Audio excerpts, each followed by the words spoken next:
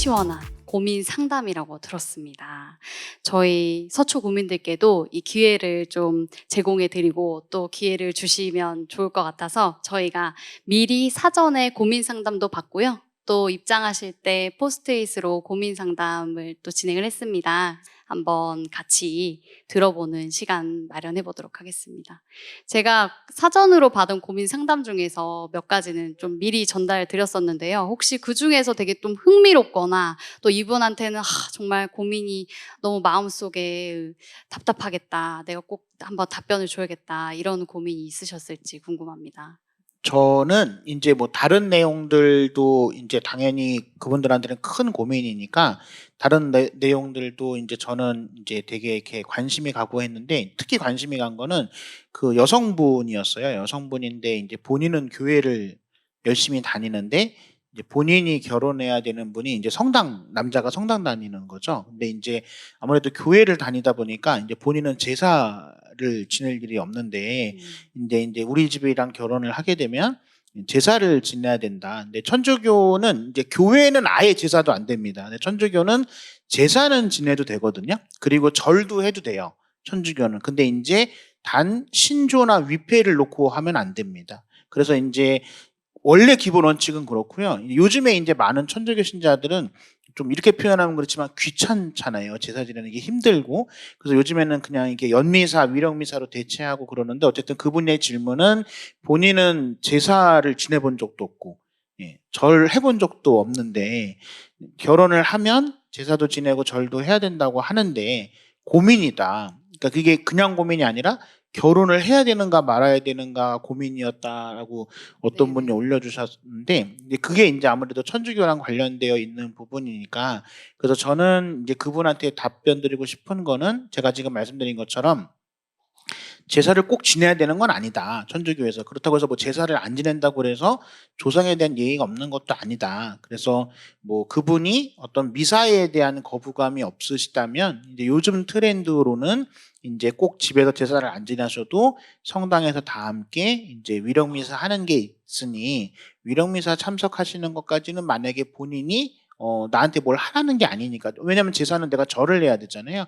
성당에 가서 미사하는 건 그냥 앉아만 있어도 되는 거니까 만약에 그분이 거기까지 그 정도 타협체까지 내가 받아들일 수 있다라고 한다면은 저는 결혼하셔도 될 것 같고요.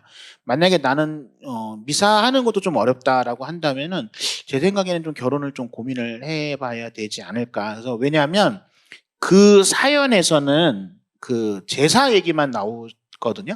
근데 아마 지금 그분의 고민은 그게 제일 큰 거지 제사만 저는 있을 거라고 생각하진 않아요. 왜냐하면 다른 게 고민이니까 제사마저 걸리는 거라고 저는 이제 추론을 하거든요. 근데 지금은 그 제사가 가장 큰 고민일 것 같지만 그 다른 문제도 분명히 나중에 또 고민이 될 거거든요. 그러면 고민이 없는 상태에서 결혼을 해도 여러 가지 문제점들이 생기는데 고민이 많은 상태에서 굳이 그걸 다 무릅쓰고 결혼을 하면은 문제가 좀 더 생기지 않을까. 그래서 그 사연 보내주신 분한테 저는 그 타협책 나름대로 이 집 쪽에서도 나름대로 타협책으로는 미사 본인을 위해 타협책을 준 거니까 그거는 내가 할 수 있다라고 하면은 뭐 적절하게 여러 가지 어려움이 있어도 타협 찾아서 살아가실 수 있어서 결혼을 하셔도 되지만 나는 그것마저도 어렵다라고 했을 때는 보여지는 모습은 그 제사 하나지만 그 외에 여러 가지 문제점들에서 좀 타협하기는 좀 어렵지 않을까 양쪽이. 그래서 결혼에 대해서 조금 이렇게 재고해 보실 필요는 있지 않을까라고 답변 드리고 싶었습니다. 네. 네. 저는 아버님 사연이었는데요. 이제 집에 아마 이제 중학생 네. 중학생 자녀가 있는 아빠입니다. 예, 가족들과 점점 멀어지는 것 같아 예. 고민이라는 사연입니다. 무시당한다는. 네. 예, 그냥 나는 우리 아들도 그렇고 부인도 그렇고 가족에서 내가 점점 멀어지고 무시당하는 이 기분을 어떻게 해결을 해야 할까라는 게 있었어요. 사실 참 그러니까 이게 하루아침에 생기지는 않았던 거예요. 대부분 모든 분들이 내가 인지는 요 근래는 했지만 이미 이제 이런 상황이 벌어지는 것은 좀 시간이 많이 있었던 겁니다. 내가 어느 순간에 어떤 계획을 그걸 인지하는 거예요. 내가 인지를 했다고 그 순간 딱 벌어진 거 아니거든요. 그렇다면 무슨 말이냐? 이것을 단번에 풀려고 하다가는 더 큰 일이 납니다. 왜냐하면 이제 오랜 시간 이 가족에선 서로가 그렇게 만들어져 버린 거기 때문에. 그래서 제가 이런 마음의 상처를 있는 분들, 특히 이제 50대에서 60대로 가는 남성분들이 우울증을 생각보다 많이 앓습니다. 여성의 우울증보다 여러분들 남성의 우울증이 자살률이 훨씬 높습니다. 왜 그러냐면은 한국 사회가 주는 남성은 책임이라고 하는 단어를 많이 만들어서 조어놔가지고 이 우울증이 책임하고 맞닥뜨려져 버리면 엄청난 무게가 만들어져 버립니다. 그래서 남성이 훨씬 유연하지 못해서 마음이 극단으로 이렇게 갈 확률이 큽니다. 그래서 저는 이제 이분에게 딱 드리고 싶은 거는 다 떠나서 시간을 좀 많이 가져야 되고 대신 1단계가 있습니다. 내가 무시 안 당할래. 이게 중요한 게 아니고 친해져야 됩니다. 여러분들 친해지려면요. 익숙해져야 돼요. 안 익숙한데 친하게 되는 게 되게 어렵습니다. 그러니까 여러분 친하게 하려면요. 익숙하게 해야 되고 익숙해지려면 어떻게 되는지 아세요? 시간을 많이 보내야 돼요. 그러니까 같은 공간, 같은 시간에 인간은 익숙해지려면 접촉을 많이 해야 돼요. 예, 어떻든 계속 이게 접촉을 많이 해야 익숙함이 생기고요. 익숙해야 친함으로 가기가 쉽습니다. 그래서 저는 이 아버님이 내가 이렇게 무시당하고 집안에서 뭐지 멀어지는 것 같은 두려움과 한 인식의 시점으로 모든 사건이 벌어진 게 아니고 이미 그 전부터 이렇게 쫙 알게 모르게 왔다. 이제 그것을 해결하는 방법은 먼저 내가 인정받아야 된다. 내가 이제 무시를 당해 해결해야 되는 게 아니라 일단 같이 있어야지. 물리적으로 같이 있고요. 그리고 아까 말했던 친해지려고. 익숙함을 주기. 가족이 나를 익숙하게 받아들여 주려고. 그 노력을 어떻게든 하시는 거. 대신 많은 시간이 걸리니까 부디 인내를 가지고 먼저 그 단계를 좀 가셨으면 하는 말씀 꼭 드립니다. 저희 오늘 이렇게 현장에서 또 많이 해주신 분들이 있는데요. 갑자기 우울하거나 슬플 때 여기서 만약에 진짜 갑자기시면 가만히 계시면 지나면 괜찮습니다. 예. 근데 이제 이 갑자기가 일상이 될 수 있잖아요. 근데 예를 들어서 이 일상이 된 게 우울한 일이 있거나 슬픈 일이 있는데 그게 일상이 되시면 제 생각엔 그거는 좀 이런 표현은 근데 즐기시면 됩니다. 이유가 있는 거잖아요. 내가 우울해야 될 이유가 있고 슬픈 이유가 있는 건 즐기시면 돼요. 그러니까 그 시간을 견뎌내시면 됩니다. 근데 만약에 혹시라도 우울한 일이 없고 슬픈 일이 없는데 내가 이런 게 갑자기고 일상이 되시면 위험한 겁니다. 그거 굉장히. 그래서 누구나 다 그렇고 뭐 이럴 때도 있지가 아니라 그거 굉장히 위험한 거예요. 왜냐하면 기본적으로 사람이 네트워크적인 관계 안에서 정상적으로 살아가고 있다면 우울할 일이거나 슬플 일이 원래 없어야 돼요. 못 느낍니다. 없다는 것보다는. 근데 그걸 내가 느끼고 있다는 건 위험 신호고 경고 신호거든요. 예, 그래서 내가 슬프다 우울하다라는 거를 혼자만 안고 계시지 말고 얘기하셔야 돼요. 누군가한테라도. 상대방이 들어주던 안 들어주던 받아주던 안 받아주던 간에 나 지금 슬프다. 나 지금 우울하다라는 거를 표현을 하셔야 돼요. 왜 그러냐면 대부분의 사람들은 저 사람이 우울하고 슬픈 거를 알아도요. 예, 알고 싶어 하지 않습니다. 왜냐하면 나도 우울해지거든요. 예, 그러니까 얘기를 안 하면 그냥 쟤는 원래 저런가 보다. 이게 넘어가는 경우가 많아요. 그렇기 때문에 그러면 더 고립되잖아요. 내가. 예, 그렇기 때문에 나 지금 슬프다. 네, 나 지금 우울하다라는 얘기를 꼭 누가 안 들어줘도 얘기를 꼭 하셔야 된다. 그래야 이 사람들이 부지불식간에 저 사람이 요새 좀 이상하구나라는 생각을 하고 관심을 좀 더 가지게 되거든요. 근데 가장 안 좋은 방법은 알아봐 주길 바라시면 안 돼요. 예, 알아봐 주길 바라는 게 가장 최악의 방법이거든요. 방금 전에 말씀드린 것처럼 알아봐 주지도 않거니와 알아도 모른 척합니다. 왜냐하면 자기도 우울해지는 게 싫으니까. 그러면서 나중에 면피하는 거는 네가 말 안 했잖아 이렇게 얘기되는 거잖아요. 그렇기 때문에 내가 지금 슬프거나 우울한 게 갑자기시면 괜찮은 건데 아니면 이유가 있으면 그건 뭐 어쩔 수 없는 건데 그런 게 아닌데 이게 반복되거나 이런 생각이 부지불식간에 계속 든다 그러면 꼭 누군가한테 가족이든 뭐 형제든 친구든 옆에 있는 사람이든 누군가한테 그걸 계속 얘기를 하셔야 이걸 이겨낼 수 있지. 안 그러면 혼자 다 짊어지게 되고 혼자 다 짊어지는 게 너무 힘들고 어려서 더 깊은 데로 내려가실 수도 있어요. 그래서 꼭 옆에 있는 사람에게 내가 지금 이런 상황이다라는 걸 꼭 얘기하셨으면 좋을 것 같습니다. 네. 모든 문제는 소통이 키인 것 같습니다. 우리 함께 주변에 있는 누군가에게라도 조그맣게 얘기하면서 해결해 나갈 수 있으면 좋을 것 같습니다. 아마 소초구청에도 다 있을 건데요. 첫 우를 말할 때 첫 단계가 제일 긍정적, 가까운 사람한테 말할 수 있으면 이게 좋은 거야. 근데 그 단계가 지나쳤잖아요? 그래서 있는 게 상담사예요. 왜 이 상담사는 남의 그 이야기를 들으라고 듣기 위해서 이제 한 사람들이에요. 그래서 그분들한테 말을 하는 게 제일 효과가 좋습니다. 왜? 준비된 사람들이잖아. 당신이 말을 하세요라고 이렇게 늘 준비된 분들한테 하셔야 됩니다. 그게 아마 서초구, 초동 다 갖춰져 있거든요. 지자체에. 그냥 두드리시면 돼요. 그래서 말을 하기 시작하면은, 거의 대부분은 제가 아는 바로는 50% 이상은 그 말을 할 수 있으면 많이 완화됩니다. 내가 꼭 이제 신부님 말씀처럼 이거는 꼭 말씀을 하셔야 된다는 거 아시겠죠? 제가 사전 상담을 좀 보면서 또 이런 부분, 이 부분은 정말 조금 꼭 여쭤보고 싶었던 부분이 있었는데요. 이 고민이 바로 이제 좀 연세가 있으신 분이 적으신 것 같습니다. 친구들이 점점 건강을 잃고 암에 걸리거나 갑자기 죽는 경우가 생기셨다고 합니다. 갑자기 암에 걸린 친구가 있는데 연락을 하지 말라고 전화를 받으셨다고 해요. 이렇게 심란하고 또 힘들어하고 있는 친구에게 어떻게 다가가야 할지, 또 이렇게 죽음이 얼마 남지 않은 사람에게 어떤 말을 해줘야 될지 정말 고민된다고 적어주셨습니다. 제가 이제 그 서울 노민복지센터에 가서 죽음에 대한 강의를 한 적이 있습니다. 어르신을 앉혀놓고 주제가 죽음이었어요. 사실 이제 매우 어떻게 생각하면 민감할 수 있는 거예요. 정말 죽음이 늘 옆에서 친구 돌아가시고 내 가족 부인이 떠난 분도 계시고 하는데 그 제목이 죽음에 관한 제목이었어요. 이걸 왜 했냐면은 이거를 사실 우리가 왜 죽죠? 우리가 왜 죽나요? 예? 숨을 안 쉬어서 또 생명이 다 돼서 또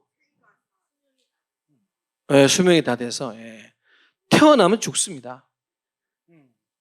안 태어나면 죽을 일이 있을까요? 없을까요? 사실 이 명제는 그냥 태어나면 죽습니다. 그래서 불교에서는 생사의 문이 하나라고 생각합니다. 그러니까 이제 회전문인 거예요. 요렇게 열고 나오면 태어난 건데 다시 타고 계속 돌면은 뭐가 되게 돌아가신 거예요. 우리가 돌아가셨다고 하죠? 그 돌아가셨다잖아요. 동양적 사고예요.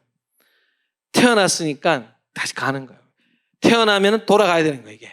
즉, 삶에 있어 죽음은 생명이기 때문에 맞는 과정이라는 거예요. 근데 이 과정을 부인할 수 없죠. 그러면 제가 그 어르신들에게 이 이야기를 왜 했느냐? 아니, 여기서 안 죽는 사람이 아무도 없으니까 연세가 드셨건 젊건 단 이제 이런 거예요.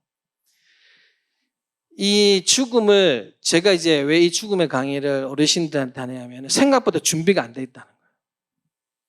다 알지만 그 어떻게 죽으면 어떻게 하지? 몰라. 뭐 죽으면 죽는 거지. 뭐 이렇게 가든지. 의외로 저는 동양인들의 죽음에 대해서 훨씬 더 많은 준비가 되어 있을 줄 알아 서양인들보다 훨씬 요즘은 더 못합니다. 그러니까 죽음을 생각할 여유가 없는 거예요. 그러니까 내가 삶이 죽음과 전제되어 있는데 삶만 보지 않으면 버티기가 힘들게 돼 있는 거예요. 이게 여유가 없는 거예요. 죽음을 안 보이는 것은 여유가 없는 거예요. 실제 그래서 연세도 있고 훨씬 여유가 많은 분들 죽음에 대해서 또 고민도 많이 하고 준비도 많이 합니다. 한국이 전 세계 1인 게 뭐냐면 전 세계 1인 게 65세 이상의 노인 자살률이 전 세계 1위예요. 그러니까 아프리카하고 다 합쳐도 통계를 낼 수 있는 이 우리나라 지구에 있는 나라 중에 한국이 1위입니다. 부동의 1위입니다. 2000년 후반부터 65세 어르신들이 수없이 많이 자살을 합니다. 이게 왜 그러냐면은 옛날에는 나이가 들어서 죽는 거지 이렇게 차라리 이런 말하는 명제도 있었지만 지금 현대에는 죽음을 더 준비를 못 합니다. 죽음을 어떻게 받아야 되는지 생각이 안 돼 있는 거예요. 그래서 저는 꼭 이야기를 합니다. 일단 종교는 죽음에 대한 이야기가 참 많이 있습니다. 그리고 종교는 죽음을 끝으로 안 봅니다. 과정입니다. 하나님을 만나러 보는 과정이든 불교에서 다시 태어나기 위해서 죽든 종교가 하는 이 죽음에 대한 명제가 있습니다. 끝이 아니라 과정. 그래서 죽음을 과정으로 좀 받아들이게 하려고 하는 게 종교의 노력입니다. 그래서 저는 우선 좀 종교가 있으신 분들은 정말 그 죽음이라는 것을 종교를 통해서 좀 승화했으면 좋겠다는 이야기를 많이 합니다. 그래서 아마 친구분이 그 종교가 있는 분이 있으시면은 그 종교에 함께하는 분들이 종교적으로 그 죽음에 대한 생각을 어떻게 가질 수 있도록 도와주는 게 가장 좋고요. 근데 종교가 없으세요. 종교가 없이 그냥 혼자 그걸 받아들이고 있어요. 그러면 이겁니다. 무조건 바로 다가가면 안 됩니다. 그러니까 이런 거야. 손에 상처 난 사람한테 구해줄게 손을 빡 잡아버리면 어떻게 될까요? 그 사람은 아픈 거예요. 나는 손을 잡아줬지만 상대는 아파요. 그걸 먼저 알아야 돼요. 그래서 상처 있는 사람의 마음은 확 잡을 수가 없어요. 기다려야 돼요. 근데 기다리는데 그게 어떻게 기다리느냐? 이런 거예요. 그냥 그냥 형식상 인사로처럼 그냥 아침에 그냥 요즘 카톡도 있고 하니까 잘 있어 나 오늘 너 생각나서 했어. 그냥 답변이 안 와도요. 그냥 보내는 거예요. 그게 뭔지 알아요? 네 옆에 나 있다. 내가 있다 이거예요. 네 옆에 나 있으니까 네가 조금이라도 만약에 필요하다. 손 뻗으면 나 있으니까 그걸 알려주는 거예요. 여러분들. 제가 출가했을 때 전 별로 어렵지 않았거든요. 그런데 제 기억 많은 말씀 중에 부모님 말씀 중에 제가 출가하고 저는 출가한 뒤에 부모님께 알려드렸어요. 삭발 다 하고 어머니께 전화 걸었어요. 저 출가했다. 머리 깎았다 하고. 저희 어머니 오죽했으면 이발한 이야기를 왜 하냐 하실 정도였어요. 다 저질러놓고 딱 전화를 했으니까. 그 정도로 저는 출가를 제가 생각해서 딱 하고 다 부모님께 알려드리고 했는데 제 기억 속에 그 많은 제가 출간이 33년째인데 아직도 마음속에 조금은 부모님이 하신 말씀 중에 든든한 말씀이 뭔지 알아요? 저희 아버지 어느 날 저를 보고 산속에 있을 때인데 뜻 가시면서 그런 거야. 힘들면 언제든지 와도 돼. 이 말씀이에요. 좋아서 와 있어도 누군가가 너 갈 데 있다? 그리고 너 오면은 난 언제든지 받아줘. 삶은 그 이야기 하나가 이렇게 저같이 좋아서 이 길을 살아도 굉장히 뿌듯한 뭔가 이렇게 마음에 옹기쳐 한 주머니 하나가 있는 거예요. 그 친구분에게도 저는 그렇게 나 여기 있다. 나 여기 있으니까 너 안 잊어버렸다. 나 여기 있으니까 언제든지 필요하면 불러. 이 정도 와서 보여주시면 저는 큰 힘이 될 거라고 생각이 듭니다. 네. 이렇게 깊은 마음속에 있는 고민들을 또 저희에게 얘기해 주시고 또 이렇게 상담할 수 있는 시간 마련해 주신 두 분께 감사드립니다. 우리 오늘 모두 강연해 주신 성진 스님과 유스티노 신부님의 말씀을 기억하면서 사랑과 신뢰 그리고 베품과 나눔을 바탕으로 주변을 돌아보면서 진정한 행복을 위해 노력하며 살아가면 좋을 것 같습니다. 그럼 마지막으로 짧게 우리 여기 계신 분들께 질의응답 시간을 좀 가져보고자 하는데요. 간단하게 좀 질문 있으신 분들은 손 들어주시면 저희 직원들이 마이크 넘겨드릴 수 있도록 하겠습니다.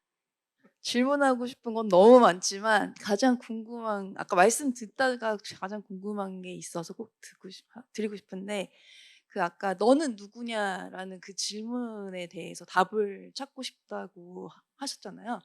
그래서 그 답을 때가 언젠지 답을 찾으셨는지 그게 궁금하고 마치 3일 후에 출가를 하셨을 때 답을 찾아서 가셨던 건지 아니면은 답을 더 찾아야 돼서 출가를 하시게 된 건지 그리고 22살에 인생을 잘못 살았다고 생각하시고 33년에 이 수련 생활을 하시고 계시는데 후회는 없으셨는지 궁금합니다. 답을 찾으셨다면 그 답은 무엇인지도 궁금합니다. 제가 이제 지금 질문하신 분 정말 지적을 잘 해주셨는데 여러분들 이게 있습니다. 사실 우리는 답을 찾아야 좀 속 시원하잖아요. 근데 이제 불교에 이걸 화두라고 합니다. 여러분들 불교는요 마음을 깨닫는 방법을 어떻게 하는 줄 알아요? 질문으로 합니다. 근데 이 질문이 답이 없는 질문이에요. 이 희한해요. 답이 없는 질문을 던지고 그 질문을 생각해요. 그래서 나중에 알아요. 이게 질문이 답이구나. 그러니까 저는 지금 이 답을 제 나름의 저는 3일 뒤에는 못 찾아서 간 거예요. 3일 동안 그 절 3,000배 하고 이거 했거든요. 죽을 것 같더라고요. 진짜 제가 그 경전을 200번 읽으려고 하는데 너무 잠이 와가지고 걸으면서 읽었어요. 걸으면서 이렇게. 그래도 그 힘들더라고요. 그래서 이제 안 돼서 들어간 거였고요. 제가 참 이 질문은 불교는 화두라고 참선할 때 이것이 무엇인가? 그걸 이목고라고요. 불교는 질문이 답으로 봅니다. 훌륭한 질문은 그 질문 자체가 답을 줄 수 있다라고 하는 게 불교에서는 마음을 깨닫는 방법론입니다. 그래서 제가 언젠가 이제 똑같은 내가 누구지? 이름 되면 되지 않나? 이게 아니라 이 질문을 늘 마음에서 이렇게 물을 때 제가 깨어 있는 거예요. 그러니까 왜 우리 선사님이 이 질문을 줬지? 너가 누구냐를 왜 줬을까? 이거는 누구냐를 물을 때 살아있는 거예요. 제가 제 자신에게 너는 누구냐를 물을 때 제 자신은 깨어있고 깨어있어야지만이 지금 내가 무엇을 하는지 알고 이걸 왜 하는지 생각을 하고 그리고 불교는 그거를 지금 이 순간에 마음이 있는 거라고 이야기합니다. 그래서 답은 저는 이제 제가 지금까지 이 질문을 받고 제가 출가 생활을 하면서 가지고 있는 것은 이게 답이었구나. 내가 이것을 이 질문이 답처럼 내 삶 속에 그래도 이제 간직하게 된 게 지금까지 살게 만든 힘이구나. 그래서 저는 이제 답을 그렇게 찾고 있습니다. 이 질문이 답이었구나. 나는 왜 질문이 답이었는데 답을 딴 데서 찾으려 했을까? 그러니 말을 못했구나. 항상 답을 다른 데서 찾으려고 하는구나. 이 질문을 통해서 나를 인지하고 깨어 있어야 되는데. 그래서 저는 그래서 그 답을 지금 그렇게 생각하고 못 도망가고 있는 겁니다. 네, 그럼 답이 되셨을까요? 네. 혹시 또 후회는 없습니다. 예, 후회는 후회하게 보입니까? 예, 없어요. 한 번도, 단 한 번도 부끄러워는 많이 합니다. 굉장히 예.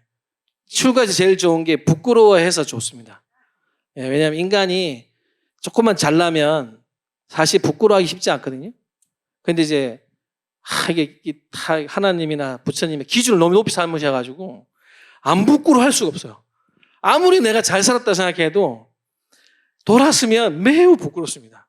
이제 그게 매우 저는 제 삶을 그래도 돌아봤을 때 저를 위안할 수 있는 이야기입니다. 내가 부끄러워는 하니까. 그래서 후회 없습니다. 단언코 없습니다. 저는 이제 개신교를 구석 믿었습니다. 그런데 지금 아까 4대 종파라는 게 저도 알고 있지만은 스님하고 신부님이 오셔가지고 설명하시는데 10년을 공부해야지 신부하고 스님이 될 수 있다는 말이 생각이 새롭게 제가 느꼈고요. 전혀 몰랐습니다. 왜냐면 제가 학교 다닐 때 스님이 졸업하신 동국대학교 그러면 제일 좋은 과가 어디냐 그러면 불교과 아니면 철학과 그렇지 않으면 경찰행정학과 그렇게 얘기를 들었습니다. 근데 이제 10년 공부해서 됐다는 거 보니까 대단하신 자기 인내, 고뇌의 시간을 거쳐야지만 된다고 느꼈고요.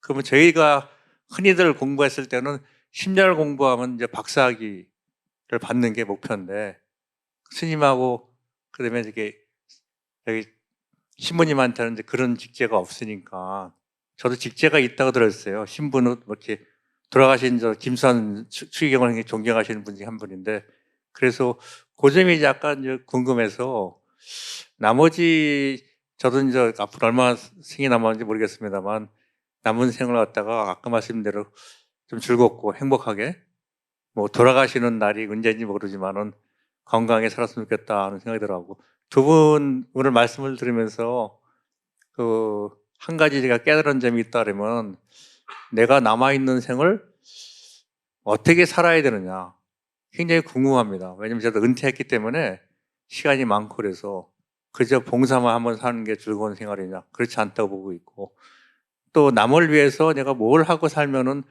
참 나중에 제가 돌아가실 때 그래도 좋은 일 하고 갔구나 하는 그런 좀 질문을 드리고 싶어서 여러분들에게 설명을 드렸습니다. 죄송합니다. 일단은 예, 저희 과정들을 이렇게 참 인정해 주셔서 감사하고요. 예. 학위는 없어. 전 석사를 다시 하고 있습니다. 전 다시 올 초에 입학을 해서 다시 공부를 하고 있는데요. 은퇴하신 분들이 이 질문을 되게 많이 하세요. 근데 저는 이 질문을 하시는 은퇴하신 분들을 향해서 드립니다. 이 질문을 하시는 순간, 굉장히 다행이다. 왜냐하면 진짜 힘든 분들은 은퇴 후에 이 생각 자체도 못 하시더라고요. 이 생각이 굳어져 있죠. 근데 지금 어떻게 사는 게 행복할 것인가라는 이 질문을 하셨는데요. 저는 이 질문을 제발 안 놓치셨으면 좋겠고요. 답은 제가 말씀드리잖아요. 이 답은 자꾸 무엇인가에서 얻으려고 답을 찾을 때만 그 답이 답답한 게 없습니다. 그러니까 이 질문이, 나 어떻게 하면 행복할 수 있어? 이 질문이 내 삶에 내 안에서 더 많이 녹아든다는 게 어떤 거냐면, 그냥 이 질문 가지고 계속 뭔가를 도전합니다. 이제 내가 도전하는 이유가, 나는 좀 찾아보고 싶어서, 그래서 공부하는 분도 있고 봉사하는 분도 있고 다시 직업을 구해서 하시는 분도 있고, 난 그동안 가족을 너무 멀리해서 가족한테 너무 잘하려고, 이분이 딸들이 싫어하는데도 계속 요리 배워가지고 음식 싸들고 하는 부분을 제가 봤어요. 그래서 제가 물어봤어요. 왜 그러냐니까, 너무 젊은 시절에 가족한테 못했기 때문에. 그러면 그게 답이 아닐까요? 그렇지 않다. 그러니까 저는 이렇게 생각합니다. 이 질문을 계속 하셔야 되고, 질문 속에서 지금은 뭔가를 답을 행동할 걸 찾으셔야 되고, 그래서 하버드 인생연구에서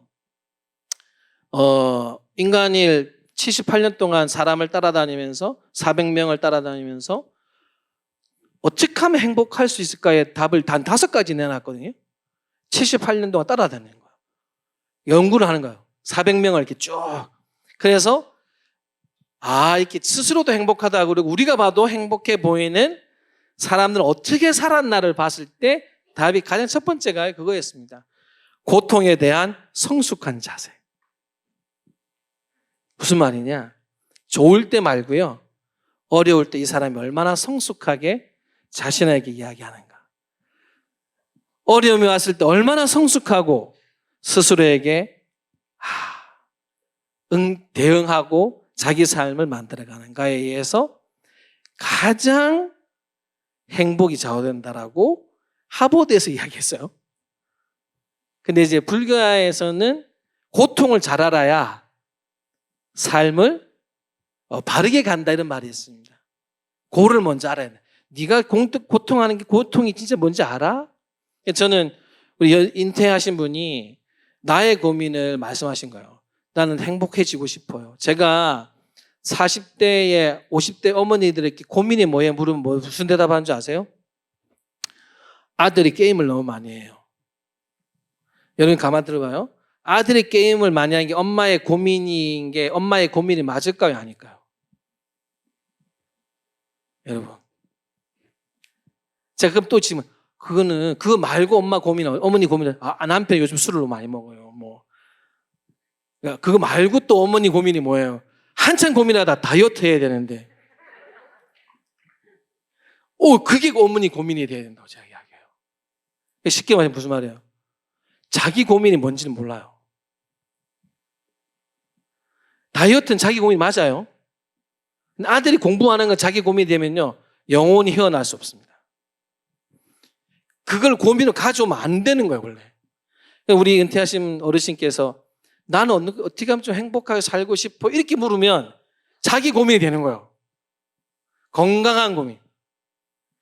이런 건강한 고민은 절대 병들게 안 하고 뭐라도 하시게. 오늘 그 친구 딸 강남 오셨는데 강남을 잘 오셨잖아요. 하고 많은 강남에 서초구 여기 오셔가지고 그게 그런 거예요. 난 좀 행복해 주고 싶으니까. 그래서 저는 아마 이 답을, 이 질문을 계속 가지시는 한, 계속 물으시는 한 이런 좋은 자리를 많이 찾아다니시면서 많은 좋은 이야기를 들으시고 생각하실 거라 저는 봅니다. 응원합니다. 네, 큰 박수 부탁드립니다. 제가 얼마 전에 책을 봤는데 그 작가하고 책 이름은 얘기 않겠습니다. 우리나라의 훌륭한 독립운동가 안중근 선생님이 계시는데 그분 집안이 아주 독실한 천주교 신자 집안이라고 합니다. 안중근 의사 어머님이나 다. 그런데 그 유명한 그런 분을 천주교에서 돌아가시고, 안중근 의사가 1919년인가 돌아가셨다고 저는 알고 있거든요. 그런데 해방 일제 때는 안중근 의사를 살인자라고 한 건 이해가 가요. 일본 강점되어 있으니까. 근데 해방 이후 50년 가까이 안중근 의사를 용서를 안 했다고 그래요. 그 책에 보면. 그래서 1992년 김수환 추기경께서 용서를 해줬다고. 살인자 2명을 벗었다. 그럼 50년 동안에 천주교가 왜 그랬느냐. 이거 굉장히 제가 울분을 느꼈어요. 책을 읽으면서.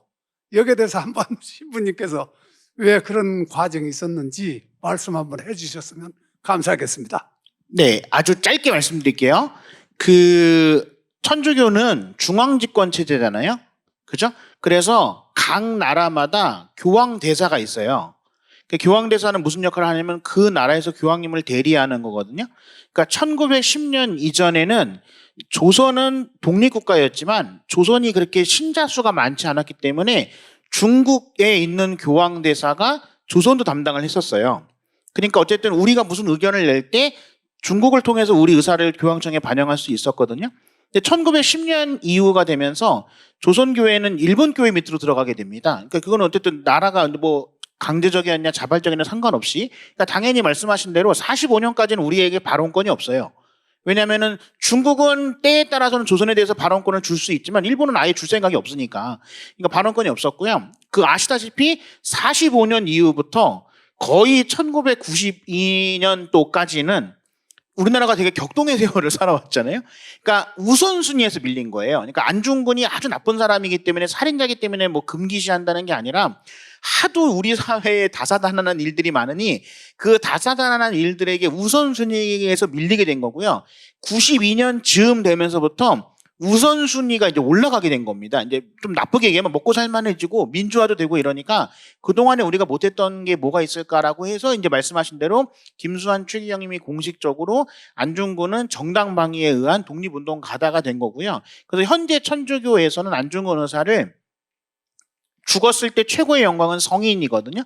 성인 밑에 복자가 있고, 그 다음에 신앙의 증거자가 있어요. 이제 증거자가 시간이 지나면 복자가 되고 성인이 되는데, 김수환 추기경님이 지금 신앙 증거자예요. 그리고 천주교에서 안중근 의사가 신앙의 증거자입니다. 그러니까 시간 지나면 올라가겠죠. 그러니까 그동안에 천주교가 그 얘기를 하지 못했던 거는 워낙 격동에, 특히 이제 70년대, 80년대 때 이제 여러 가지 우리나라 사회의 그런 문제점들이 너무 이제 우선시되다 보니 안중근 의사가 뒤에 밀린 거는 안타까운 일인 거죠. 안타까운 일이고 슬픈 일인데, 지금 당장 먹고 사는 일이 그때 너무 급했기 때문에 이 먹고 사는 거에 대한 문제를 해결하다 보니 이제 과거에 우리나라를 위해 독립했던 분들에 대한 게 소홀했던 건 솔직히 사실입니다. 네.